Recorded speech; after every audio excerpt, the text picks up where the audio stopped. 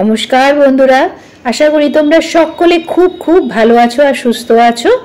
তোমাদেরকে সাথে নিয়ে আজকে একটা টেস্টি মাছের রেসিপি শেয়ার করব, যেটা শীতকালে সকলেই খেতে ভালোবাসবে।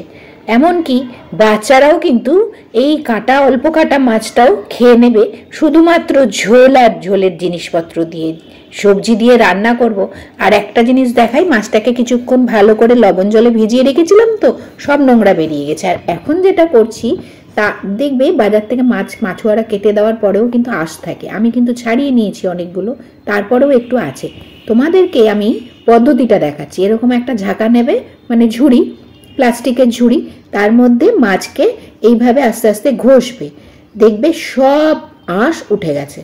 মানে বটি দিয়েও যেটা ছাড়ানো যায় না, সেটা এরকম একটা প্লাস্টিকের ঝুড়ি দিয়ে ঘষলে পরে খুব সুন্দরভাবে উঠে যায়। আগে মা কাকিমাদের দেখেছি মেঝেতে, মানে শানের ওপরে ঘষতেন। এখন তো আর সেই শান নেই, সবার বাড়িতে হয় মার্বেল নয় টালি, একদম প্লেন। ফলে মাছের আঁশ তোলা খুব মুশকিল হয়ে যায়।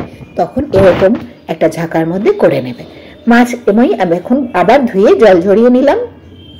সবগুলো মাছ খুব সুন্দর করে জল ঝরে যাওয়ার পর নিয়ে নিয়েছি, দেখো, বাটির মধ্যে। আর মাছগুলো দেখতে কি সুন্দর না, খেতেও তেমনি সুস্বাদু। এই শীতকালে এরকম ছোট ছোট বাটা মাছ যেমন খেতে ভালো, তেমন স্বাস্থ্যের পক্ষেও খুব ভালো। আর এই মাছকে এখন আমি নুন আর হলুদ দিয়ে একদিকে মেখে রাখছি।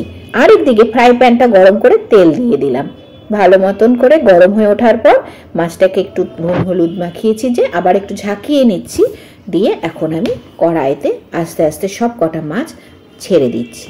খুব ধিমে আছে, মাছগুলোকে হালকা পাতলা ভেজে নেব। দেখো, মাছগুলো দেখেই তোমাদের মনে হবে আহা কি সুস্বাদু মাছ।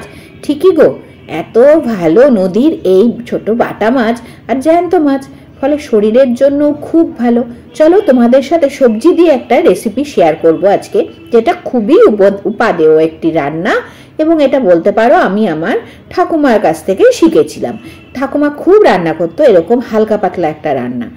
চলো, মাছগুলো এদিকে ভেজে তুলে নিয়েছি। এবার একটা কড়াইতে আর অল্প একটু তেল দিয়েছি, দিয়ে ফেটানো কলাই ডালের কিছু বড়ি আমি এর মধ্যে ভেজে নিচ্ছি লাল লাল করে। কড়িটাকে কিন্তু একটু লাল লাল করে ভাজতে হবে, তবেই কিন্তু বড়িটার স্বাদ আরও ভালো আসবে। এইবারে আমি তেলে দিয়ে দিচ্ছি সাদা জিরে আর একটা শুকনো লঙ্কা ফোড়ন যাবে, আর কিছু কিন্তু ফোড়নে যাবে না। তারপরেই লম্বা লম্বা করে কেটে রাখা ঝুমকো বেগুন, যেই বেগুনটা আমি একটা পিসের মধ্যে 4-5টা করে ছোট ছোট সরু করে কেটে নিয়েছি। আরও এখন এই বেগুনটা দিয়ে দিলাম, আর দিয়ে দিলাম হলুদ লবণ। এবারে এই ঝুমকো বেগুনটাকে খুব সুন্দর করে আমি কম আঁচে ভেজে নেব এপিটোপিট। একটু ভেজে ওঠার পরেই দেখো বেগুনের গায়ের খোসার রং পাল্টে যায়, তখন তুমি এর মধ্যে দিয়ে দেবে কেটে রাখা কুচিয়ে নেওয়া টমেটো আর বেশ খানিকটা কাঁচা লঙ্কা। এই যে কালো এবং সবুজের লঙ্কাটা, এই লঙ্কাটাকে আকাশ লঙ্কা বলে। এত ঝাল এই লঙ্কায়, খেতেও তেমনি সুন্দর গন্ধ একটা, জানো তো। ভালো করে ওটা ভেজে নেওয়ার পর আবার দিয়ে দিলাম আমি 2 চামচ ধনের গুঁড়ো। এখন দিচ্ছি 1 চামচ আদা বাটা। এবারে আদা বাটা দিয়ে আর ধনের গুঁড়োটা দিয়ে আরও খানিকক্ষণ আমি একটু নাড়াচাড়া করব। মশলাটা একটু কষে আসবে। এখন আমার মশলা কষাতে একটু সময় লাগবে, ধরো এই 1 থেকে 2 মিনিট। এগুলো কিন্তু সবটাই ধিমে আছে হবে। আর এই বেগুন এত ভালো, মাকড়া বেগুন যেমন খুব তেল টেনে নেয়, কিন্তু ঝুমকো বেগুন কিন্তু তা না। আমার মশলা কষানো কমপ্লিট। এবারে আমি ঝোলের জন্য দিয়ে দিলাম গরম জল। আর বাগান থেকে টাটকা ধনেপাতার গাছ থেকে ধনেপাতা তুলে নিয়ে এসে দিয়ে দিলাম ঝোলের মধ্যে। ঝোল টকবক করে ফুটে ওঠার পর এখন আমি দিয়ে দিচ্ছি বড়িগুলো। এবার বড়িটা দিয়ে আমি আরও 1 থেকে 1.5 মিনিট একটু ফুটতে দিলাম। বড়িটা যখন মোটামুটি ফুলে উঠলো, তখন এক এক করে ভেজে রাখা মাছগুলোকে ওপর থেকে সুন্দর করে সাজিয়ে দিচ্ছি ঝোলে। এখন আমি আরও 3 থেকে 3.5 মিনিটের মতন ঢাকা চাপা দিয়ে ধিমে আছে ঝোলটাকে ফুটতে দেব, যাতে মাছের মধ্যে সমস্ত তেল মশলাগুলো ঢুকে যায় আর বড়িটাও বেশ সুন্দরভাবে ফুলে ওঠে। রান্না আমার কমপ্লিট।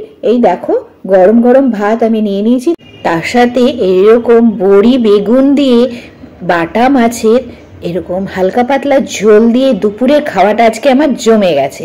তোমাদের আমার এই রান্নাটা কেমন লাগলো অবশ্যই কমেন্ট করে জানিও। আমার চ্যানেলটিকে সাবস্ক্রাইব করে না রাখলে সাবস্ক্রাইব করে রেখো। সকলে ভালো থেকো, সুস্থ থেকো।